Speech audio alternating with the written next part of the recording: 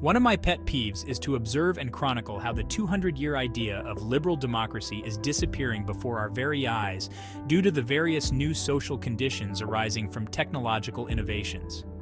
I have written about it several times, but we have added one more data point to the idea that free speech as a concept is functionally dead or dying in the Euro-Atlantic. The founder of Telegram, Pavel Durov, was arrested in France on trumped-up charges that his platform facilitated human trafficking and pedophilic activity. I say trumped up because we have seen previous instances of actual sexual grooming and other such criminal deviance on social media platforms before, and even currently, but none of their founders have been arrested.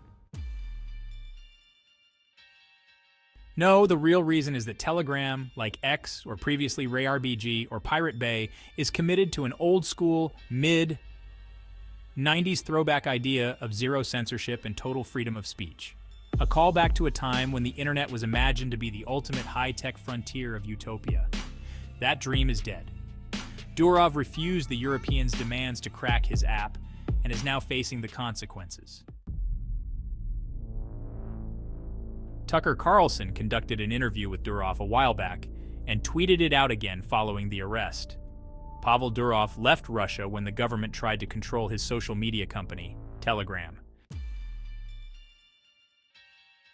But in the end, it wasn't Putin who arrested him for allowing the public to exercise free speech. It was a Western country, a Biden administration ally and enthusiastic NATO member that locked him away. Pavel Durov sits in a French jail tonight, a living warning to any platform owner who refuses to censor the truth at the behest of governments and intel agencies. Darkness is descending fast on the formerly free world.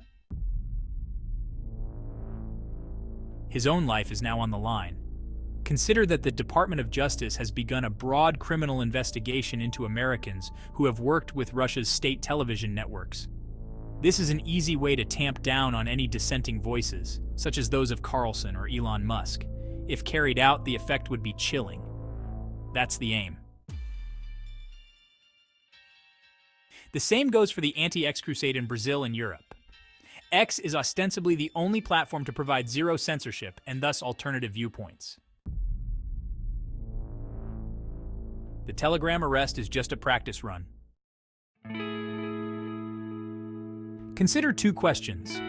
First, if, as the online saying goes, America innovates, China replicates, and Europe regulates, then what explains one side of the American political spectrum imitating European-style repression on innovation and freedom of speech?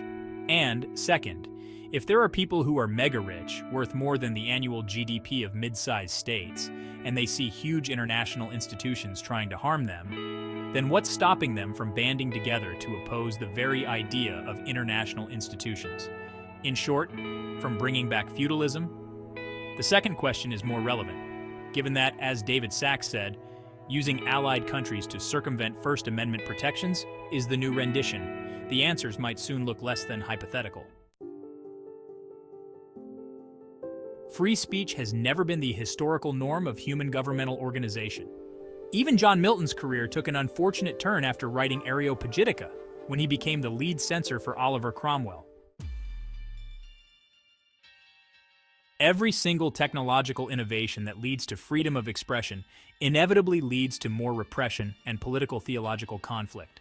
The printing press and the wars of the Reformation led to a reactionary backlash.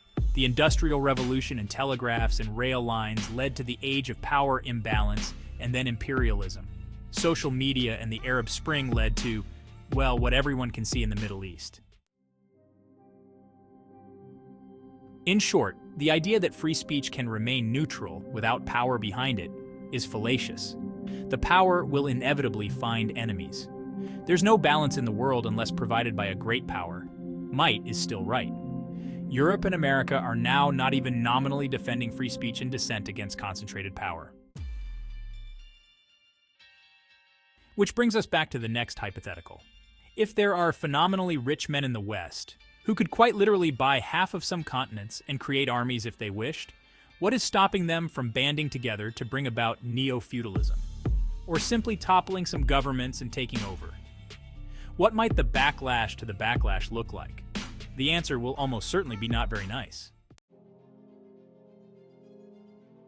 If the cycle is from the tech revolution to a dark age crackdown to global theological conflict to a new social and security architecture, we are perhaps at the second stage. And whatever it is that is happening in Europe is perhaps coming to America sooner than we'd like to think. Make the background music scandalous, dramatic, relaxing, classy.